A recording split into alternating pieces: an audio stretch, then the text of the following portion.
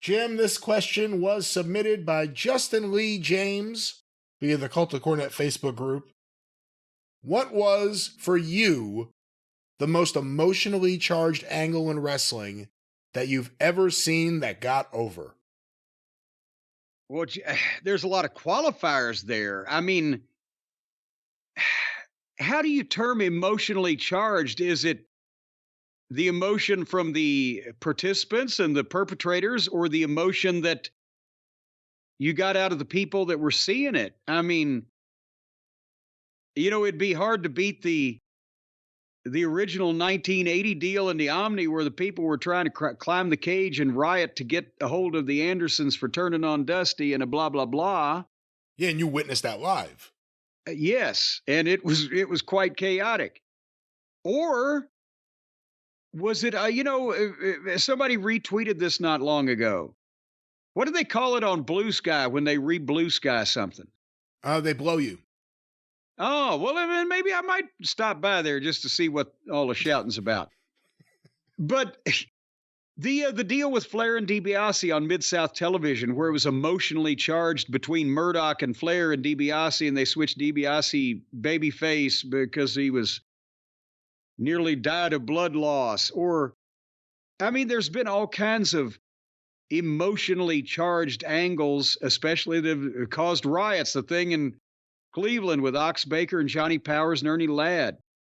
Or, I don't really know a way to answer that question, because there was so much emotion and so much of that shit in those days when people could get lost in it and buy it.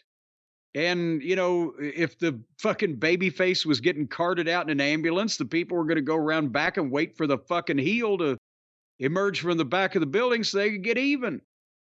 That's emotion. What do you think? That I witnessed live? Jeez. Well, I mean, actually, I don't know how I'm thinking of it. The Louisville riot in 95. But, that was a little different because they had anger and they were going to direct it someplace. They couldn't get through the cage. They can come right to us. But when I think of emotionally charged, I guess like the Terry Funk retirement in 83, right? I guess you would say that. Yeah, that's emotionally charged, because that wasn't people trying to kill anybody. That was, again, the outpouring of emotion for Terry Funk, the beloved Funk, who they thought at that point they were never going to see again because he was retiring. And the emotion was or that was El Santo's funeral, for fuck's sake. It wasn't an angle. It was a hell of an angle they did. A hell of an angle. Wait till they work the return. Had a big funeral and the streets were closed down. Then he popped out, did a tope. And I mean, I've been in a bunch of emotionally charged angles where I didn't get a chance to witness them very clearly because I was fighting for my life as the fans were fucking assaulting us on the way back to the locker room.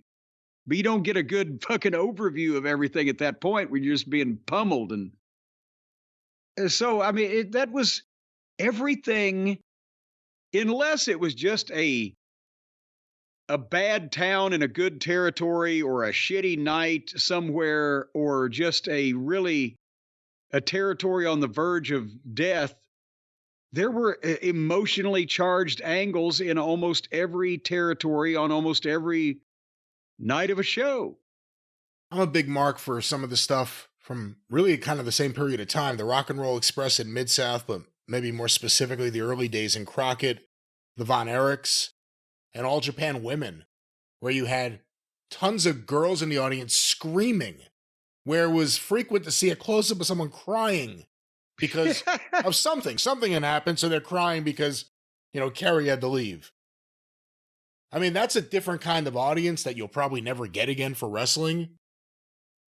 But that was just screaming girls emotionally invested in their wrestlers. Yeah. And like I said, whether it was the Rock and Roll or the Von Erichs, and I saw both of them in person, it was Beatle level, just screaming because they were looking at, oh my God, there they are. But then the major heat angles of all time at Birmingham, Alabama, in the fucking it may have been 1969, it may have been 1970. Bearcat Brown? They painted Bearcat Brown white because he was teaming with Lynn Rossi and the heels. I think it was the interns and Ramey. Ken Ramey loved heat. Oh, you want to be a white? Because Bearcat Brown was an African-American, in case anybody's not clued in on this. And in Birmingham, Alabama, he was one of the top 2 baby faces at that period of time. They loved him. And he was they were the first interracial tag team in the South, Bearcat Brown and Lynn Rossi. They painted him white because he wanted to be a white guy. And they sold the building out 6 weeks in a row, 6,000 fucking people coming to see them kill the goddamn heels. And that was emotionally charged, but you couldn't do it today. A TV station would lose their fucking license.